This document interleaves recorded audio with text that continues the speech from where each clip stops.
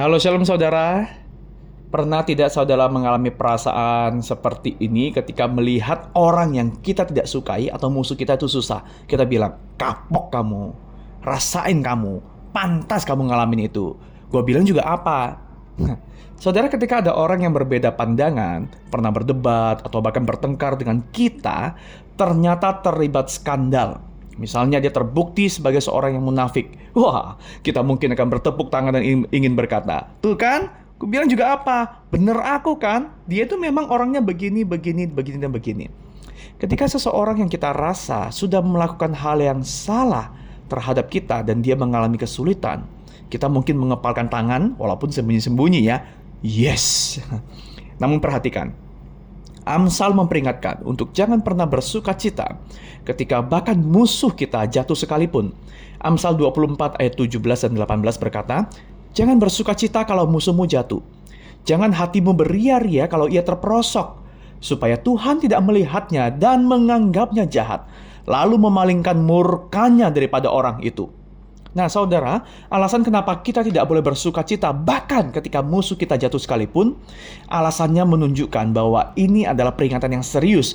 Ini bukan sekedar saran atau nasihat buat kita.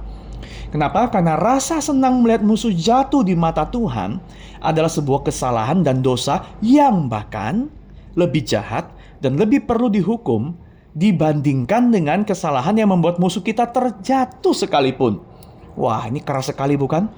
Rasa senang melihat orang lain susah tidak lain adalah sebenarnya amarah yang terpendam di dalam diri kita yang ternyata sedang menunggu waktu untuk muncul permukaan. Jadi ini semacam dendam dalam bentuk yang pasif. Dan karenanya kita nikmati meski secara diam-diam. Saudara, apa yang harusnya kita lakukan ketika orang yang kita tidak sukai atau bahkan musuh kita jatuh? Yang pertama, saudara, evaluasi diri kita sendiri untuk kesalahan-kesalahan yang kita perbuat. Ingat, sebagai sesama orang berdosa, kita tidak lebih baik di hadapan Tuhan ketimbang orang tersebut. Kita hanya berdosa di area dan di jenis yang lain. Kita adalah sesama orang yang membutuhkan Injil Yesus Kristus. Yang kedua saudara, pandanglah pada Yesus yang ketika menubuatkan kehancuran kota-kota yang menolak, menghina, dan akan membawanya pada kematian, Yesus tidak ada tanda bahwa ia senang sama sekali. Yesus nggak ngapok-ngapokin, kapok lu, masuk neraka lu. No. Dia justru meratap. Yesus menangis untuk mereka. Saudara, Yesus tidak bersuka cita karena melihat penderitaan kita, para pendosa yang pantas untuk menerima akibat setimpal kesalahan kita. Melainkan melalui kematian di kayu salib, ia justru memberi kita sukacita melalui penderitaannya.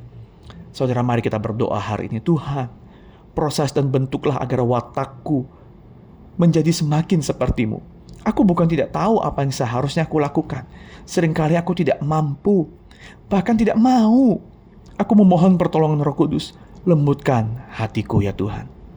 Amin.